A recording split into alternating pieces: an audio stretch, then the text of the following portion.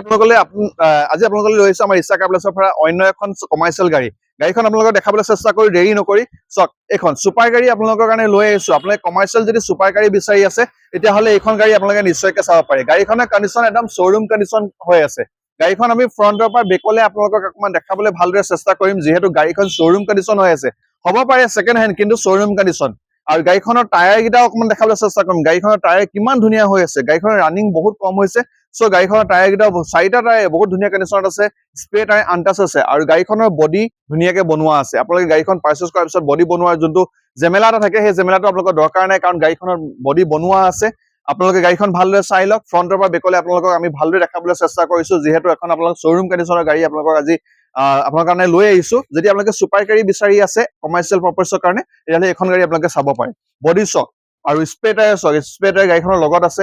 আমি spray tyre লগতে Jack, wheel wrench, liver যিখিনি গাড়ীৰ লগত আহে, যিখিনি গাড়ীৰ যাৱতীয় বস্তু সেইখিনি আপোনালোকক আমি প্ৰভাইড কৰিম। সেইখিনি কাৰণে আপোনালোকে টেনশ্যন ল'ব নালাগে, চিন্তা কৰিব নালাগে। গাড়ীখন চাই লওক, বঢ়িয়াকে গাড়ীখন চাই লওক। আমি লগতে গাড়ীখনৰ কেবিনটো আপোনালোকক দেখাবলৈ চেষ্টা কৰিম। সকলোখিনি গাড়ীখনৰ ফ্ৰণ্টৰ পৰা বেকলে ভালদৰে দেখাইছো, আৰু লগতে আমি কেবিনটো আপোনালোকক দেখাবলৈ চেষ্টা কৰিম। আৰু গাড়ীখনৰ ৰানিংটো কম, মডেলটো কিমান হয়, কি মডেল হয়, সকলোখিনি আপোনালোকক কৈ আছো, জনাই আছো।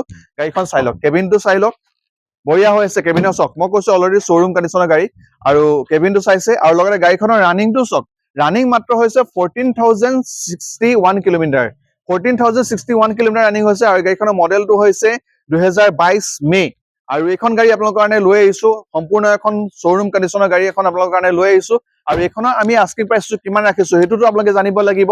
আমি আস্কিং প্ৰাইচটো ৰাখিছো আপোনালোকৰ এইখন গাড়ীৰ কাৰণে 450 আমি আস্কিং প্ৰাইচ ৰাখিছো। ডকুমেণ্টছ ক্লিয়াৰ কৰি দিম, সকলোখিনি ক্লিয়াৰ কৰি দিম। আমি অন টেবুল ডিছকাশ্যন কৰিম, কেনেকে আমি নেগচিয়েশ্যন আপোনাক কৰি দিব পাৰো, নেগচিয়েবল কিমান হ'ব, কিমান আপোনালোকক আমি নেগচিয়েশ্যন কৰি গাড়ীখন দিব পাৰো, যিহেতু এখন শ্ব'ৰুম কণ্ডিশ্যনৰ গাড়ী হয়। সকলোখিনি পেপাৰ আমি আপডেট কৰি দিম। সকলোখিনি কিবা যদি আপোনালোকক কৰিবলগীয়া থাকে সেইখিনি আমি কৰি দিম।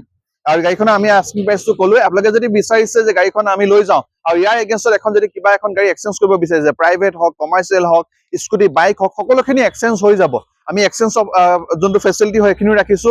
আপোনালোকে ফাইনেন্সৰ যদি গাড়ীখন ল'ব বিচাৰিছে, ফাইনেন্সো আমি এভেইলেবল আছে আমাৰ। সকলোখিনি আপোনালোকে এভেইলেবল পাব আমাৰ ইচ্ছা কাৰ প্লেছ যোৰহাটত। আপোনালোকে আহক, আপোনালোকে আমাৰ লগত যোগাযোগ কৰক, আৰু যোগাযোগ কৰিবৰ কাৰণে আপোনালোকক স্ক্ৰীনত কণ্টেক্ট নাম্বাৰ দিয়া আছে, কণ্টেক্ট কৰিব পাৰে। লোকেশ্যন দিয়া আছে, সেইমতে আপোনালোকে আহিব পাৰে। আপোনালোকে যদি অন টেবুল ডিছকাশ্যন কৰে, অন টেবুল আমি ডিছকাছ কৰিম। যদি আপোনালোকে ফোনত যোগাযোগ কৰিব বিচাৰে, গাড়ীখনৰ বিষয়ে জানিব বিচাৰে, আমি ফোনতো আপোনালোকক উপলব্ধ যিখিনি সেৱা আমি আগবঢ়াব পাৰো, আমি আপোনালোকক আগবঢ়াম। আপোনালোকে আহক, ৰিচা কাৰ প্লেছ যোৰহাট, মাললী ঢাকৰগাঁও ৰোড, আৰু আমি আপোনালোকক গাড়ীখন দিবলৈ ৰেডি কৰি ৰাখিছো। ধন্যবাদ।